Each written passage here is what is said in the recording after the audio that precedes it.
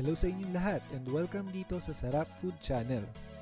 I-share namin sa inyo dito sa video na to kung paano gumawa ng milky at fruity na fruit cocktail jelly. Sikat na yummy dessert to lalong-lalo na kung merong mga handaan. So tara, gawin na natin!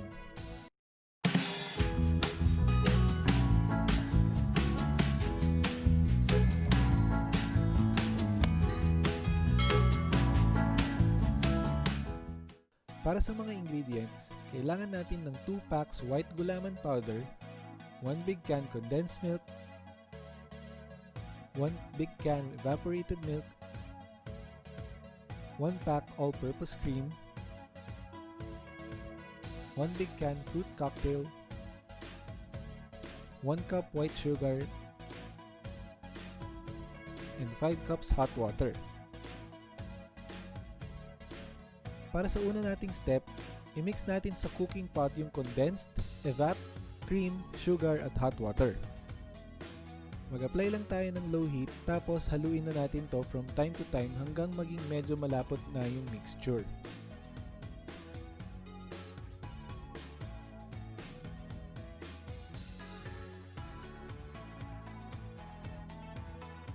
Habang hinihintay natin lumapot yung mixture, pwede na natin ilagay sa mga containers yung fruit cocktail. Kailangan pa natin yung syrup nito kaya huwag nyo munang itatapon.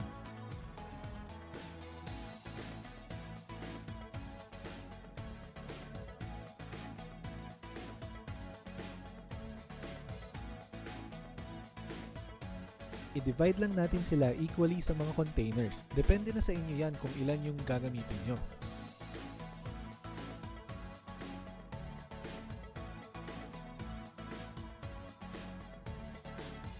Spread din natin evenly yung fruits sa buong container.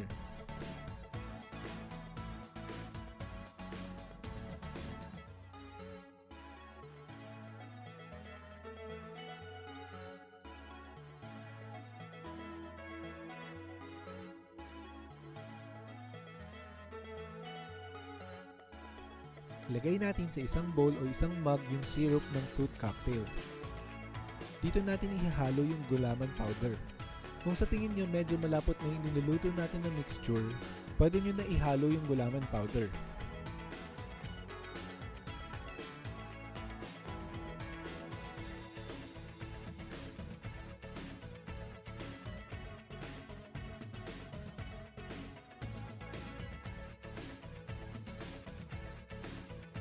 Haluin lang natin to hanggang matunaw.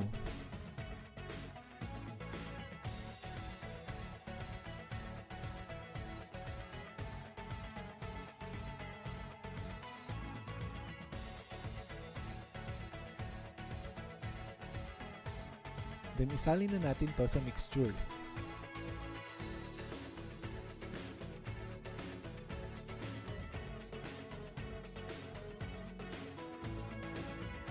Ihalo lang natin mabuti yung gulaman dito tapos lutuin pa natin with occasional na paghahalo hanggang lumapot na yung mixture.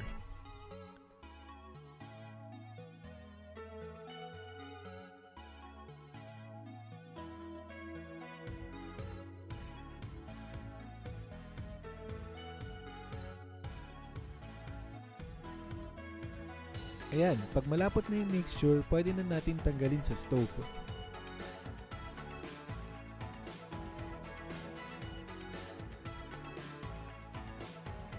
Tapos, isalin na natin sa mga container. Ingat lang tayo kasi mainit.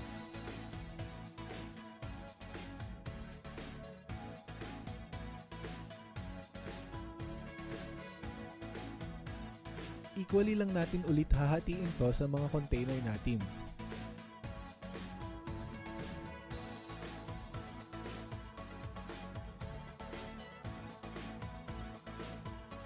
After isalin, hihintayin lang natin to lumamig sa room temperature.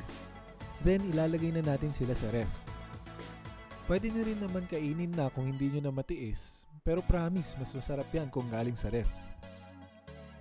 Yan, tapos na natin yung masarap na fruit cocktail jelly. Walang kahirap-hirap, di ba? Magte-taste test ulit tayo mamaya. Tapos kung gusto nyo naman na gawin na pang negosyo to, i-share din namin yung costing nitong paggawa namin. Pero as always, please don't forget to subscribe to our channel. Tapos i-click nyo na rin yung bell button para palagi kayong updated sa mga bagong videos namin, di ba? Ano kayang lasa nito? Smooth. Sakto lang yung sweetness niya. Nagbe-blend ng maayos yung milk and fruity na taste. Pagkasama yung fruit, nagko-complement yung sweet and citrus taste niya. Kaya hindi rin nakakaumay. Maganda rin yung pagka-firm nitong gelatin hindi siya madaling madurog. Okay, try nyo na rin gawin to. So move on na tayo sa costing namin. Yung total cost ng equivalent portions nung mga ingredients natin nasa 230 pesos. Take note na hindi pa namin sinama dito yung cost ng packaging, cost ng LPG, cost ng kuryente na ginamit sa pagluluto. Sa recipe na ginamit natin, makakagawa tayo ng 12 pieces na nakapack sa 250 ml containers. So lalabas na nasa 19 pesos per pack yung cost natin. Pwede natin to ibenta around 35 pesos hanggang 40 pesos kada container. Huwag kalimutan na pwede pa mabago yung cost pati pricing natin, depende dun sa mabibili natin na ingredients, kaya adjust na lang natin accordingly. That's it guys, thank you sa panonood ng video na to. Don't forget na mag-like and mag-comment sa video below kung may mga tanong. And syempre, abangan nyo yung mga susunod na videos namin dito lang sa Sarap Food Channel.